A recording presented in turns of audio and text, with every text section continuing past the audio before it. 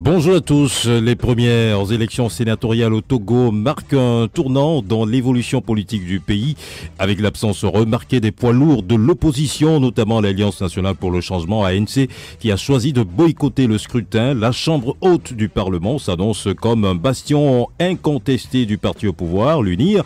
Cette domination sans partage soulève des interrogations majeures. Ce boycott est-il une stratégie payante pour l'opposition ou un aveu d'impuissance face aux règles du jeu électoral? Avec moi pour aborder le sujet, notre invité, Komi Manti, secrétaire général adjoint chargé des affaires économiques et financières à l'Alliance nationale pour le changement. Monsieur Manti, bonjour. Bonjour, monsieur Sanvi.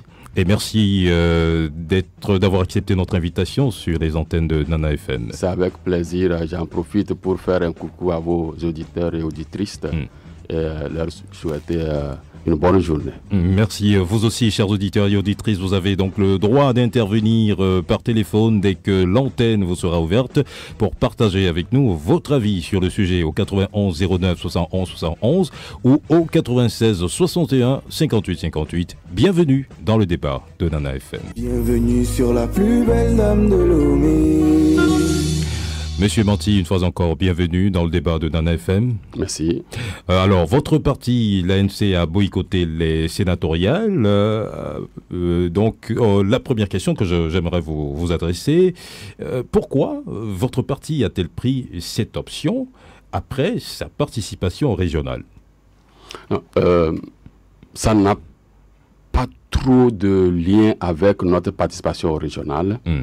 Il faut souligner que déjà en 2021, l'ANC avait écrit au ministre de l'administration territoriale de l'époque, en l'occurrence M. Payadoua Boukwesi, pour attirer son attention sur la non-conformité avec la Constitution des procédures retenues pour constituer la Chambre haute du Parlement, à savoir le Sénat. On mettait le curseur sur le fait que le chef de l'État devrait nommer des sénateurs. Il ne faut pas oublier que dans notre loi, je parle de la Constitution de 1992, le Parlement a pour mission principale de contrôler l'action du gouvernement. Et donc, il serait incongru que celui dont l'action sera contrôlée nomme celui qui va contrôler son action.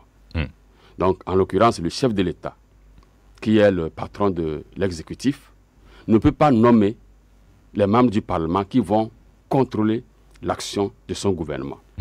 Et donc, l'ANC avait écrit à M. Boukwesi pour lui dire qu'il fallait revoir cet aspect de la chose si vraiment on veut être en démocratie. Donc, et c'est la raison fondamentale pour laquelle l'ANC a boycotté les sénatoriales. C'est l'une des raisons pour lesquelles nous avons décidé de ne pas prendre part à ce scrutin.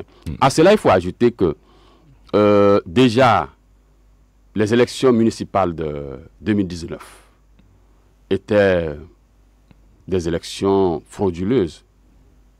Mais on avait jugé que l'ampleur des fraudes étaient presque les mêmes choses qu'on avait toujours vécues depuis le début de notre recherche de la démocratie. Et donc, on avait autorisé nos conseillers à siéger dans les assemblées communales. Mais les élections législatives et régionales du 29 avril 2024, vous le savez tous, ont été d'une médiocrité particulière parce que le parti au pouvoir, le RPT uni, a décidé de voler les élections à ciel ouvert. Vous en avez les preuves? Bien sûr, puis moi-même, j'en suis victime. Et donc, au regard de l'ampleur des fraudes... Vous en êtes victime, ça veut dire quoi? J'étais candidat aux législatives dans la Kébou. Et vous avez peut-être vu que les populations de la Kébou avaient manifesté leur ras-le-bol quand le RPT uni a décidé de nous voler. Et donc, Et ce n'était pas seulement dans la Kébou. Partout, vous avez vu des bulletins, des gens voter multiples bulletins. Et cela fait le boucle sur les chaînes et sur les réseaux sociaux. Mais ça n'a pas inquiété le RPT uni. À ce niveau, nous nous sommes dit que si on ne donne pas un signal fort à ce régime, il va arriver un moment où ils vont nous dire que nous ne sommes même plus citoyens togolais, que nous sommes des étrangers sur notre terre. Parce que le droit de vote est un droit fondamental pour les citoyens. Et les citoyens ne peuvent pas désigner des gens comme députés, comme conseillers régionaux et un parti, fût-il le RPT uni, puisse décider de changer cela en sa faveur. Parce que papa leur a dit de ne pas laisser le pouvoir. C'est absurde. Et l'ANC a décidé de ne pas siéger ni à l'Assemblée nationale, ni dans les assemblées régionales. Oui. Donc voilà. Or, les sénatoriales sont la conséquence des élections municipales et régionales. Puisque ce sont les conseillers municipaux et les conseillers régionaux qui désignent les 41 sénateurs. À partir de cet instant où le RPT uni, déjà en amont, a pris les conseillers municipaux, les conseillers régionaux, mais qu'est-ce que vous voulez qu'on aille chercher? Pour prouver quoi? Qu'on est en démocratie? Ou que bon, on se laisse berner, on est devenu des accompagnateurs, on ne réfléchit plus? C'est vrai que le chef de l'État a dit que, parlant de la jeunesse par exemple, que la jeunesse togolaise ne réfléchit pas avant d'agir. Mais alors, nous sommes togolais et nous réfléchissons. Venons-en encore à ce boycott-là. Le choix, votre choix finalement, est-ce que ça affaiblit l'ANC ou ça renforce sa position dans l'opposition? Ça ne devrait pas affaiblir l'ANC et je crois que ça ne va pas affaiblir l'ANC dans la mesure où on se bat pour le bien-être de ce peuple. Et lorsqu'on se bat pour les droits d'un peuple, je crois que ce peuple-là devrait se retrouver, se redéfinir en l'ANC et nous accompagner. Donc, nous ne craignons pas que l'ANC va connaître une dépression ou un manque d'attention de la part du peuple togolais. Alors aujourd'hui, vous êtes en dehors de cette chambre haute qui va se mettre en place en tout cas. Et donc avec le raz-de-marée d'UNIR aux élections sénatoriales, UNIR qui s'en sort bien évidemment avec 34 sièges sur 41, le Togo s'achemine, vous le savez, inexorablement vers un régime parlementaire. Est-ce que l'ANC ne redoute pas d'être marginalisé face à cette majorité écrasante? Est-ce que notre objectif est d'avoir une place au soleil? L'ANC n'a pas pour objectif d'avoir une place au soleil. Pourquoi est-ce que vous Notre objectif, c'est le bien-être du peuple togolais. Et tant qu'on se battra aux côtés de ce peuple, on se sentira toujours bien. Et donc vous n'aspirez pas au pouvoir? Ce n'est pas ça la question. Nous aspirons bien sûr au pouvoir pour pouvoir agir au bénéfice de ce peuple. Mais en attendant, il faut que ceux qui nous dirigent aujourd'hui sachent qu'ils font fausse route. Et que tout ce qu'ils font n'a aucun lien avec les intérêts du peuple togolais. L'ANC s'est donné pour objectif d'être du côté de la vérité. Il ne s'agit pas pour nous d'aller commander des sièges ni au Sénat, ni à l'Assemblée nationale, ni dans aucune autre assemblée, ni dans aucun autre exécutif. Nous... Et vous avez le sentiment d'être compris par le peuple? Évidemment. Pour tout peuple conscient et sensible qui est soucieux de son avenir, il doit comprendre ces positions-là.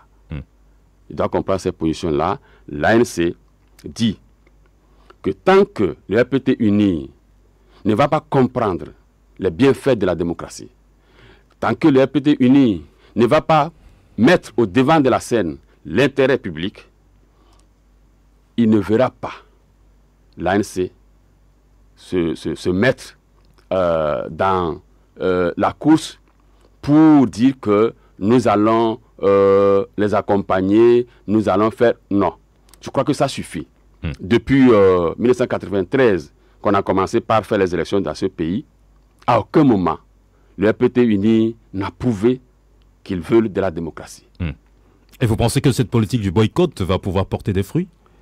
Nous espérons bien que nous sommes sur la bonne voie. Parce que il faut donner la force au peuple. Il faut mettre au devant de la scène le peuple. Si le peuple se sent maintenant accompagné, si le peuple se sent aimé, il prendra ses responsabilités. Et c'est ce que nous sommes en train de faire. Parce que quand on me dit que le RPT uni a raflé, je ne sais pas comment on peut appeler ça. Non, ce n'est pas le RPT uni, ce n'est pas le peuple qui lui a donné ces 34 sénateurs. Non, c'est le RPT lui-même par la fraude. Par la fraude. Par la fraude. Je vais vous donner un exemple. Vous avez dit que le RPT a pris 34 sénateurs. Oui, a remporté donc le Moi, UNIR. je parle de prendre. 34 sièges sur 41. Ils ont pris 34 sénateurs et des partis et indépendants en ont pris 7. Bon. Écoutez, prenons l'exemple du Golfe, où il y avait 2 sièges de sénateurs. Nous connaissons les élections communales où c'est un scrutin proportionnel, un scrutin de liste à la proportionnelle. Les élections régionales, un scrutin de liste à la proportionnelle. Les élections législatives, pour l'élection des députés, un scrutin de liste à la proportionnelle. Qu'est-ce qui s'est passé aux élections sénatoriales? Vous avez vu 2 urnes dans le Golfe, où on a mis urne siège 1, dans l'autre urne siège 2. Est-ce que vous connaissez les circonscriptions dans lesquelles les 2 sénateurs ont été élus dans le Golfe? Non, c'est la même circonscription. Donc, pour une même circonscription, on ne peut pas avoir 2 urnes. C'est une seule urne. C'est parce que c'est un jeu pour pouvoir faire élire leurs amis qu'ils vont donner comme étiquette opposition. Ils ont mis 2 urnes. Une urne pour un siège et l'autre urne pour un autre siège. Quelles sont les communes du Golfe, par exemple, qui devraient voter dans l'urne du premier siège de sénateur? Quelles sont les communes du Golfe qui devraient voter dans l'urne du second sénateur? Vous comprenez tout de suite que c'est un jeu orchestré par le RPT uni pour flouer les Togolais. Et ça s'est passé partout. À Guénivé, ça a été la même chose. Donc, quand le RPT uni a décidé de donner un siège à un de ses amis, il trouve un palliatif pour se faire. Et donc, voilà comment le RPT uni a eu ses 34 sièges. Déjà en fraudant en 2019 aux élections communales et en fraudant en 2024 aux élections régionales. Et bon, puisque toute honte but, ils ne peuvent pas prendre les 41 sièges, ils ont décidé d'en donner quelques-uns à leurs camarades et à leurs amis. Voilà. Et c'est finalement, comment vous expliquez cette mainmise du NIR sur ces sénatoriales? C'est par la force et la violence, la fraude. La force et la violence. Et pourtant, la force et la violence. On n'en a pas vu. On n'a pas vu de violence. Non, ils ont exercé la violence en amont. Pendant les élections communales, je vous l'ai dit, et pendant les élections régionales et législatives du 29 avril dernier. Donc, c'est par la force, la violence et la fraude qu'ils ont atteint cet objectif. Parce que finalement, il n'y avait que les conseillers du RPT uni pour voter. Et donc, ils ont décidé de donner quelques sièges à leurs amis. C'est tout. Et finalement, vous ne craignez pas que l'absence de l'opposition au Sénat affecte dangereusement le jeu démocratique? Non, c'est ce que veut le RPT uni. Il faut les regarder faire, il faut les laisser faire. UNIR, je pense que le parti politique et le parti politique au pouvoir aujourd'hui, c'est l'UNIR, ce n'est pas RPT UNIR. Vous croyez?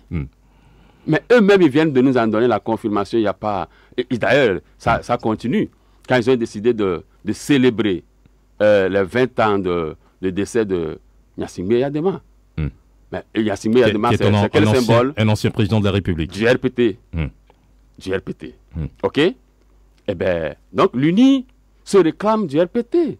Le RPT est le père de l'UNI. Mais moi, nous sommes africains. Hein. Mon nom, vous venez de donner mon nom, c'est Manti Kwame. Le nom de famille, c'est Manti. Le nom de famille de l'UNI, c'est le RPT. Il ne faut pas rentrer dans ce jeu-là. Pourquoi vous dites que c'est le RPT? Le RPT n'existe plus. Le RPT... Monsieur Faure Gnassingbé Yadema, il a dit l'année dernière, je crois, à leur congrès, qu'il a la nostalgie du grand parti RPT. Et pourtant, ce parti est mort aujourd'hui. Non, s'il dit qu'il a la nostalgie de ce parti, ça veut dire que ce parti règne encore. Ça sonne comme un gong dans leur cœur. Ce parti existe dans leur passé. Voilà. Alors aujourd'hui, on est tous face à une réalité. Vous n'êtes pas au Sénat. L'opposition a-t-elle une alternative pour influencer, on va dire, la gouvernance en dehors du Sénat? Notre force, c'est le peuple. Notre force, c'est le peuple. Et c'est pour cela que nous expliquons les choses au peuple, pour que le peuple lui-même prenne ses responsabilités. Et quand le peuple va se lever, on verra. On verra. Et qu'est-ce que vous avez comme action à faire? Plusieurs actions. Vous voyez l'ANC qui organise des réunions avec ces fédérations chaque 2 samedis. Et c'est dans cette optique-là. Et l'opposition s'organise pour faire des manifestations. Et il ne faut pas qu'on vous le cache. Nous allons mobiliser le peuple. Nous allons mobiliser le peuple et donner au peuple rappeler au peuple son devoir, ses droits, et l'amener à se prendre en charge. Voilà, c'est la seule alternative qui existe. Et quand vous rassemblez souvent les fédérations, c'est quoi le message principal que vous leur adressez? D'abord, nous leur disons que cette constitution dite de la 5e République n'est pas leur constitution. Leur constitution, c'est celle de 1992.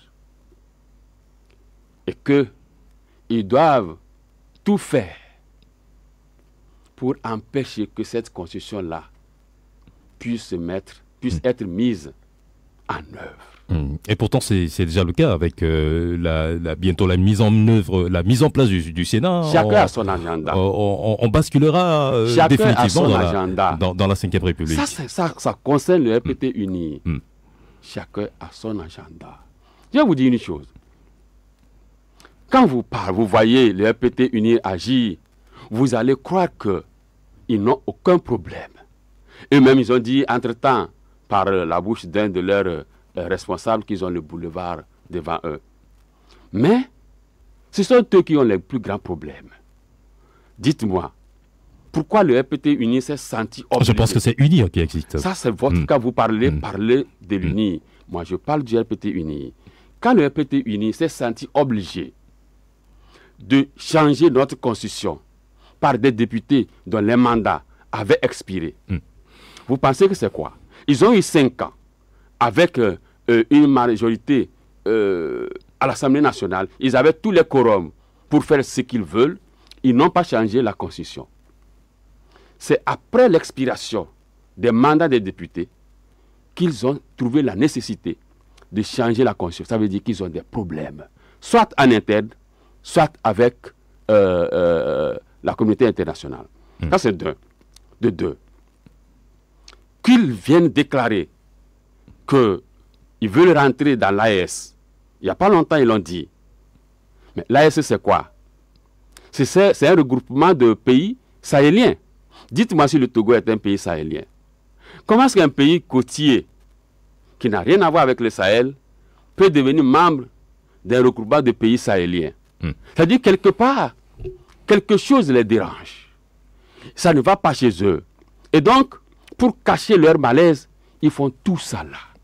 Voilà, c'est justement parce qu'ils ont des problèmes qu'ils trouvent qu'il faut à tout prix. On revient maintenant à l'essentiel. Je vais en venir. Qu'ils trouvent qu'il faut à tout prix dominer l'Assemblée nationale, dominer le Sénat, dominer toutes les institutions de la République pour se sentir à l'aise. Mais ils ne se sentiront jamais à l'aise. Parce que, malheureusement pour eux, nous sommes là. L'ANC est là. Et on tourmentera leur sommeil. Voilà. On va peut-être aborder ce sujet relatif à vos divisions internes. Certains militants, dont Robert Olympio, ont été exclus pour avoir participé au processus d'organisation des sénatoriales. Aujourd'hui, ce dernier est élu sénateur. Est-ce que l'ANC regrette sa décision? Non, non, il n'y a pas de division dans l'ANC. Aucune division. Mais c'est des... Il n'y a pas de division. Et pourtant... Non, pas de division. C'est des anciens camarades qui... Et pourtant, il y a plusieurs qui sont radiés déjà du parti. Je crois que c'est une chose normale.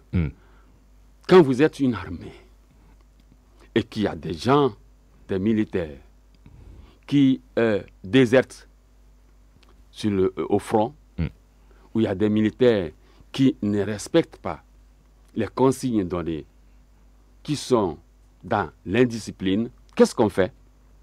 On leur a dit. C'est simple que ça. Nous, on considère qu'un parti politique, c'est comme une armée. C'est comme une armée. Et même dans l'administration publique, quand un agent est fautif, il y a plusieurs sanctions.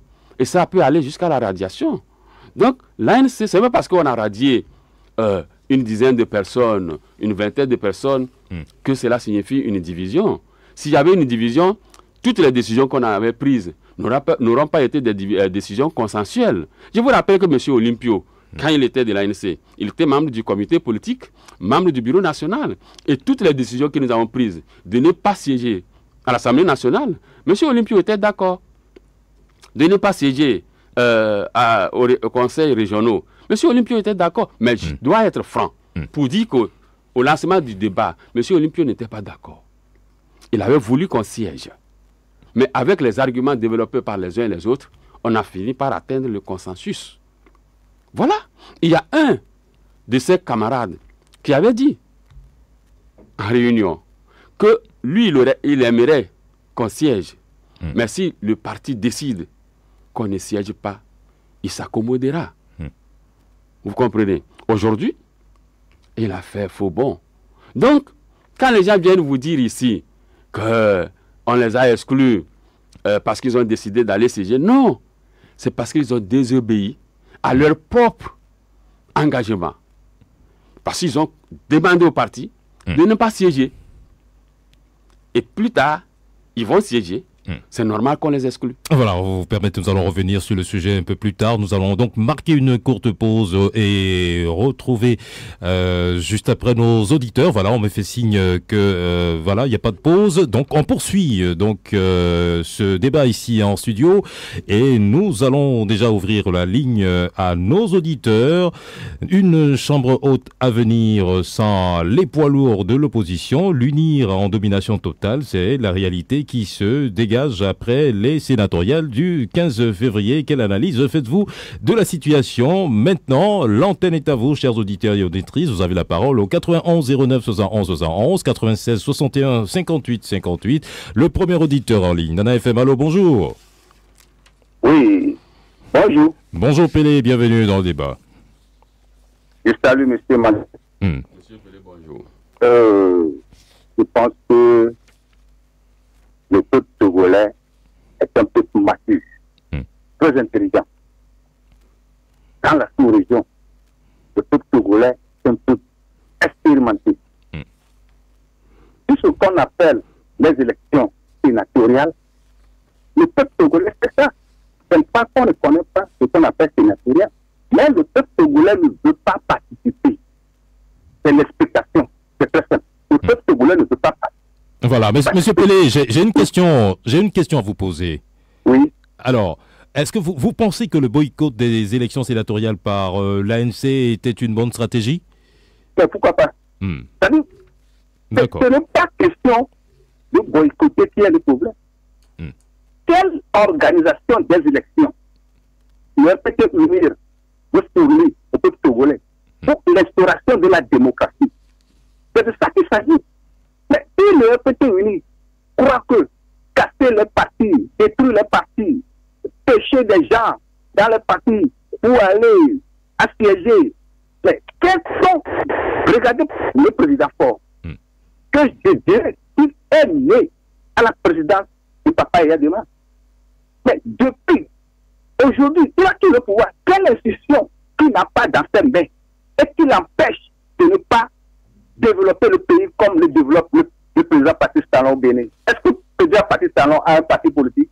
Il n'a pas de parti politique. Mais il a des partis qui le soutiennent, d'accord. Mais il n'est pas président d'un parti politique. Vous pouvez être président de la République, mais démissionner de votre parti politique. Pourquoi vous pouvez être responsable d'un parti politique pour anéantir les autres? Voilà. Pelé, une deuxième question à vous. Est-ce que vous ne pensez pas que les boycotts répétitifs affaiblissent finalement l'opposition? Lorsqu'on explique à la population comprendra ce qu'on appelle le boycott. Le boycott est un devoir civique. Lorsque le vote n'est pas obligatoire au Togo, le boycott est un devoir civique. Il suffit d'expliquer pourquoi on boycotte ces élections sénatoriales. Ça n'a rien à donner au peuple togolais. Quand nous disons que l'élection sénatoriale, c'est écrit dans la Constitution de 1990, et le législateur avait prévu que s'il y a de l'argent, si le pays a de l'argent, mais il y a des masses avec qui il n'y a pas de l'argent, c'est pourquoi il ne va pas faire. Mais si aujourd'hui, Paul Yassine a hérité le Togo délabré, économiquement, ballonné, désordre, où se trouve l'argent maintenant? Quand la Cour des comptes dit qu'il y a un franc dans la caisse, où se trouve l'argent? Voilà. Les élections passées, les élections législatives passées, mais le gouvernement n'a pas encore réglé les gens. Le gouvernement togolais n'a pas encore réglé les gens. D'accord. Parler d'une autre élection. Merci Pelé, nous avons compris votre position. Nous allons prendre cet autre auditeur qui se signale, Nana FM. Allô, bonjour. Bonjour. Bienvenue dans le débat. Merci, c'est Kérim. C'est monsieur Kérim. Kérim. Ouais. D'accord, bienvenue dans le débat. Je voulais poser la question à votre invité. Oui, allez-y. Chaque temps écrit RPT uni, RPT uni. Pourquoi ne disent pas UFC, ANC? UFC est sorti de l'ANC. Donc ça fait ANC, ça fait UFC, ANC. Et quand ils sont en train de dire boycotter, est-ce que ça les amène? Depuis là, ils sont en train de faire sans le savoir. Allons s'asseoir ensemble, puis on va faire avancer le pays. Vous dites le peuple. Ceux qui ont voté ce que vous appelez RPT uni là, c'est pas le peuple. Et donc, Kérim, vous n'êtes pas pour, vous n'êtes pas pour le boycott, c'est ça? Non, je ne suis pas pour le boycott. Ils se sont fait avoir. D'accord. Alors, donc, une question à vous. Voilà, une question à vous, Kérim. Merci. Selon vous, le chef de l'État devrait-il nommer des membres de l'opposition parmi les 20 sénateurs restants? Il le fera. C'est votre souhait? Il le fera. Et puis, c'est ceux qui ont boycotté qui seront, ils seront étonnés. Ouais. Ils vont encore appeler ces gens-là, ces amis. Kérim semble être dans les secrets des dieux. Non, moi, non, vous allez voir. Merci. Merci de votre participation. Nous allons prendre cet auditeur qui se signale. Nana FM, allô, bonjour. Allô, bonjour. Bonjour, monsieur Gado. Oui, bonjour à notre invité. Bienvenue dans le débat. Ok. Moi, ma question est que, est-ce que l'action du gouvernement est contrôlée? Si oui, par qui? Et quel résultat? J'envoie un bonjour à mon président Jean-Pierre Favre. Merci, bonne journée. Voilà, nous allons prendre l'autre auditeur. Nana FM, allô, bonjour. Allô. Bonjour. Bonjour, madame Essie, bienvenue dans le débat. Oui, allez-y. On est dans un pays bizarre. On a une constitution qui a prévu un mandat de 5 ans. Les gens sont installés par De Gaulle depuis 63. On continuera de le dire. Et les gens ont osé faire 90, 2002, 2005, le comble de 2005, où on nous a dit qu'on fera les réformes démocratiques en 2008, 3 ans après. APG 2015, les mandats sont finis. Les 15-10 mandats là sont finis. Aujourd'hui, nous abordons Madame Essie. Oui, Madame Essie. Est-ce que vous me recevez, allô? Madame Essie? Allô? Oui. Aujourd'hui, nous parlons d'un sujet précis, le boycott. Oui, le boycott des sénatoriales par les partis d'opposition, en l'occurrence l'ANC. C'est de cela qu'il est question. Est-ce que vous êtes pour le boycott? Mais attendez, est-ce que ça revient à ce régime qui ne respecte rien de la République, aucun article de la Constitution? Est-ce que ça lui revient de nous organiser des sénatoriales après 62 ans d'un pouvoir absolu? Et qui devrait le faire? Ils n'ont jamais rien respecté. À votre avis, à qui devrait revenir cette responsabilité d'organiser les sénatoriales? À l'opposition, surtout aux nationalistes qui sont persécutés à vie. Regardez ce qui s'est passé en 2020 là, contre ces seules personnes qui n'ont jamais collaboré, qui n'ont jamais rien fait. Eux, ils veulent juste l'alternance et la démocratie pour qu'on profite tous des biens du pays. Ça revient à ces gens-là qui sont honnêtes, qui sont sérieux, de nous organiser des vraies choses. Les gens qui sont sérieux, qui sont honnêtes, vous pensez à qui, par exemple? Vous pensez à qui? Vous pensez à qui, madame Essi? Vous pensez à qui? J'ai dit les nationalistes. Les nationalistes. Qui a reçu là. D'accord. C'est à ces gens-là que ça revient. Parce que regardez comment ils sont persécutés par tout le monde, par tout le Togo. Mais pour l'instant, ils ne sont pas encore au pouvoir, madame Essi. Ils n'ont jamais collaboré même. Et ils sont francs, ils sont honnêtes, ils sont sérieux. Ils n'ont jamais collaboré aussi. Et voilà, c'est votre avis. Là, de nous faire des institutions, de vraies institutions dans la République qu'on avance. Madame Essi, merci, nous vous avons compris, nous respectons votre opinion. Nous prenons cet autre auditeur d'un FM. Allô, bonjour. Allô? Allô, oui, bonjour, monsieur Sanvi. Bonjour, c'est monsieur? C'est monsieur Maglubin, depuis Vielle-Sam. Maglubin. Oui. Oui, allez-y. Merci beaucoup pour l'émission, hein. Vraiment, que Dieu vous bénisse, quoi. Et l'analyse du monsieur, de votre invité, est claire, hein. Et j'admire beaucoup sa lucidité. Donc voilà, ce Sénat, c'est du non-lieu pour l'ensemble des Togolais, car cela ne changera rien du quotidien des Togolais. C'est juste pour conférer un pouvoir à vie à monsieur Faure, avec l'image de Togolais sur des dépotoirs pour ramasser du riz avarié. On sait qu'on a touché le fond au Togo. Avec notre rang sur le résultat du niveau de la corruption, tous les projecteurs du monde entier sont braqués sur la mauvaise gouvernance au Togo. On est ridicule, hein, aux yeux du monde. Regardez juste à côté au Bénin. Avant, ils venaient faire le week-end chez nous à Lomé. Et là, on a honte d'aller chez eux. Et puis pire, on n'a pas les moyens de le faire. C'est pitoyable. C'est pitoyable les mots hier de M. Olympio sur votre antenne. C'est scandaleux quand il dit qu'il a perdu sa maison dans cette lutte politique. Une maison, c'est quoi? Comparé aux vies perdues dans ce combat. Il ose même dire que si Ford lui donne 300 millions, il prend, même si c'est un franc, il prend. Cela fait pitié. J'espère qu'il aura suffisamment de sous avec son titre de sénateur pour finir sa vie. Alors, vraiment, pour vous... Allô? Allô? Oui, allô, monsieur vous également, vous êtes pour le boycott alors? Pardon? Vous soutenez donc l'ANC dans sa politique de boycott? Oui. La politique de boycott, c'est normal. Hein. Moi, je pousse tout à fait leur stratégie. Hein. Une élection au Togo, dans la supervision des instances suprêmes internationales crédibles, du début jusqu'à la fin, ne vaut pas la peine. Hein. Donc, une région sans cette supervision ne vaut pas la peine, hein, M. Sanvi. Vous sentez dans ma voix, c'est la tristesse. Hein. J'ai même envie de pleurer pour mon Togo. Oh là là. C'est triste, hein, ce qui se passe. Hein. Merci, merci de votre intervention. Allô, nous allons prendre donc le dernier auditeur qui se signale. Nana FM. Allô, bonjour. Allô, bonjour. Allô, monsieur, c'est monsieur le messager de l'amour. Osseni, bienvenue dans le débat. Merci, bonjour à l'invité. Bonjour monsieur Osseni. Ce que moi j'ai à dire, que moi je ne suis pas d'accord avec le boycott parce que ça fait reculer le pays. Il faut que les opposants mettent la main dans la main et travailler avec le régime. Avec ça, on ne peut plus aller loin. Donc, moi, je vous remercie et bonne émission. Merci beaucoup, bonne journée à vous. Voilà, ce sera le dernier auditeur que nous avons reçu dans cette émission. Alors, nous revenons à vous, monsieur Manti.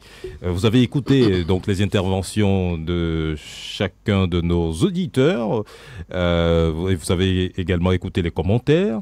Une première impression, ça vous inspire quoi comme commentaire sur l'ensemble des interventions? Je constate que les Togolais dans leur majorité, comprennent notre position, qui vise d'abord à donner un signal fort au RPT uni pour lui dire que le peuple togolais ne va plus l'accompagner dans ses dérives dictatoriales et autres là. Je retiens également que un auditeur n'aime pas qu'on désigne le parti au pouvoir par son vrai nom qui est le RPT uni et voudrait savoir il voudrait appeler l'ANC UFC. Pourquoi vous n'associez pas l'UFC à l'ANC? C'est à lui de nous désigner UFC ANC. S'il veut nous appeler UFC ANC et que les gens de l'UFC se diront d'accord, nous, ça ne nous dérange pas. Parce que pour nous pensons que l'UFC encore existe. Mais s'il lui pense que l'UFC n'existe plus, bon, ça fait son problème. Hein. Ça regarde lui et l'UFC, pas nous. Voilà. Maintenant, il y a un auditeur qui a parlé de M. Robert Olympio, son passage ici, qui aurait déclaré que les gens disent qu'il a pris 300 millions et que pour avoir perdu... par qui il a pris 300 millions? Non, que les gens disent qu'il a pris 300 millions. Et qu'il a dit par la suite que pour avoir perdu sa maison, s'il avait pris 300 millions, que ce ne serait pas une faute. Et que d'ailleurs, si M. Faure Gnassingbé lui en donnait, qu'il prendrait. Je fais l'analyse, puisque dans son émission d'hier, il a même dit que l'ANC est financée entièrement par le seul président Jean-Pierre Fabre. Et donc, on est amené à conclure que ce qui motive M. Olympio dans sa démarche, c'est l'argent. C'est l'argent, si c'est de l'argent qu'il a milité depuis tout ce temps-là, je crois qu'il a fait vraiment fausse route. Ah voilà, ça c'est votre analyse. Oui, malheureusement, on ne l'a pas sur le plateau, on ne l'a pas ici en studio. Est-ce qu'il avait l'ANC sur le plateau? Un débat contradictoire. Est-ce qu'il avait l'ANC sur le plateau hier quand il a parlé du financement de l'ANC? Non, il n'y avait pas l'ANC, pourtant vous l'avez laissé dire ça. Et vous voulez rétablir je crois qu'il est de mon devoir, puisque je suis ici, la vérité selon vous. De dire au peuple togolais que l'ANC n'est pas financé par le seul militant. Le président n'est pas le seul à sortir les sous de sa poche. Le seul militant, Jean-Pierre Fabre, ne finance pas l'ANC. Pour financer les activités. C'est tous les militants qui se cotisent. Celui qui a 1000 francs, peut-être il cotise 25 francs. Celui qui a 10 000, il cotise 2000 francs, ainsi de suite. Et nous finançons ensemble ce parti. Voilà. Donc, ce n'est pas M. Jean-Pierre Fabre, parce qu'il est président, et il va trouver cet argent où? Il va aller le voler? Non. J'ai l'impression que M. Olympio a voulu insinuer que nous prenons de l'argent du RPT uni pour financer l'ANC. Mais est-ce que les gens du RPT uni, ils sont fous pour financer leurs adversaires, pour les terrasser? D'abord, sur ce plan, nous, on pense que ce n'est pas possible. Si nous étions les RPT unis, on n'allait pas financer notre adversaire pour qu'il vienne nous combattre. Voilà. Nous n'avons pas fait tout de même une fixation sur la personne de M. Olympio. Je pense qu'on va finir rapidement avec la question de Oseni, qui n'est pas d'accord avec le boycott. Lui, il considère que le boycott fait reculer le pays. Qu'est-ce que vous lui répondez? Non, c'est sa position. On ne va pas l'obliger. Parce que, visiblement, il est partisan de la fraude électorale. Qui vous parlez de Oseni? Pourquoi peut-il une conclusion hâtive? Non, pourquoi est-ce que vous le connaissez? Est-ce que lui me connaît, par exemple? Il ne me connaît pas. C'est son avis qu'il a exprimé. Il m'a traité par rapport à ce que j'ai dit. C'est son avis sur la question qu'il a exprimée. Je ne condamne pas son avis. Je dis qu'il a raison de dire ça. Et vous dites qu'il est partisan de la fraude. Parce qu'il sait, de la fraude. Il sait que ce régime se maintient par la fraude électorale, par la violence. Et il nous demande d'aller prendre part à la fraude électorale, à la violence. Qu'est-ce qu'on va enseigner à nos enfants? Que pour être digne, il faut frauder, il faut violenter les gens? Non. Nous ne serons pas comme M. Oseni pour donner cet enseignement-là à nos enfants. C'est faire comme ceux qui disent que le père de la nation togolaise est Gnassingbé Yadema, alors qu'ils savent pertinemment que le père de la nation togolaise est Sylvanus Olympio. Celui par qui nous avons eu l'indépendance. On n'est pas là pour débattre de ce sujet. Non, quand vous le dites. Puisque vous parliez de Robert Olympio, je voudrais qu'on revienne par rapport à un autre aspect qu'il a abordé hier. Selon lui, il était entendu que l'ANC ne boycotte plus d'élections. Est-ce que vous confirmez cette assertion? Bon, je vais devoir vous répondre sur ça également. Oui. Mais je voudrais finir pour dire que quand vous allez, et ça il faut le dire à tous les Togolais, pour savoir qui est le père de la nation togolaise, pour savoir quand la nation togolaise est née. On va organiser notre émission pour ça. Laissez-moi finir, juste laisser finir. Il faut aller à la place de l'indépendance. Tout le monde a accès et vous lirez sur le fronton du monument qu'il est écrit: peuple togolais, par ta foi, ton courage et tes sacrifices, la nation togolaise est née. Ces mots ont été prononcés par le premier président du Togo, M. Sylvanus Kwame Epiphane Olympio, le 27 avril 1960. Et donc, c'est lui qui est le père de la nation togolaise. Voilà. Il ne faut pas que les gens racontent le sujet vous tient tellement à cœur, on aura peut-être à organiser une autre émission dans laquelle vous allez le développer plus amplement. Vous me posez une question par rapport à monsieur... Au boycott. L'ANC s'était entendu de ne plus boycotter d'élections. Vous voyez Bon, je ne vais pas accuser monsieur Robert Olympio de méconnaître les décisions prises par... l'ANC au dernier congrès. Moi, étant du secrétariat général, c'est normal que je puisse maîtriser tous nos documents. C'est une ou deux fédérations de l'ANC parmi la centaine que nous avons qui avaient émis le vœu, étant donné ce qui s'était passé en 2018. Vous vous rappelez que l'opposition avait boycotté les élections. Et l'ANC avait regretté le boycott de ces élections. Laissez-moi finir. Donc, certaines fédérations avaient suggéré que dans l'avenir, le parti ne boycotte plus d'élections.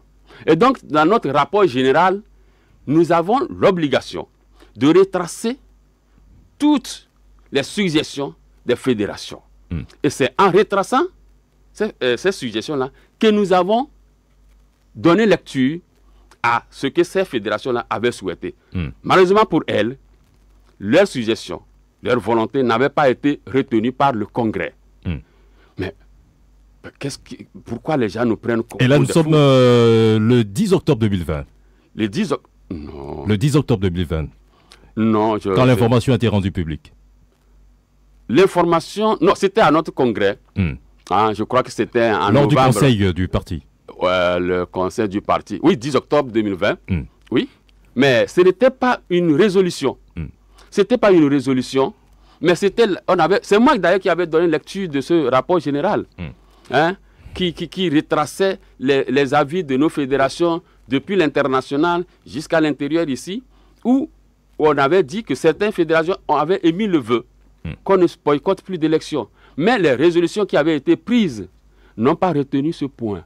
Il faut que tous les camarades le sachent, pour que des gens qui veulent les manipuler ne succèdent pas à leur tentative. Monsieur Robert Olympio ne vous a pas dit la vérité. Il sait que le Conseil national n'avait jamais décidé et n'avait pas décidé que l'ANC ne boycotte plus d'élections. Voilà.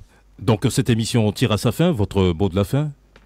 Je voudrais tout d'abord remercier Radio Nana FM, souhaiter une bonne journée à vos auditeurs et auditrices, tout en rappelant au peuple togolais que c'est à lui de faire cette lutte-là. Que la liberté n'a pas de prix. Et comme l'avait dit le premier président, le père de la nation, M. Sylvanus Olympio, que la nuit est longue.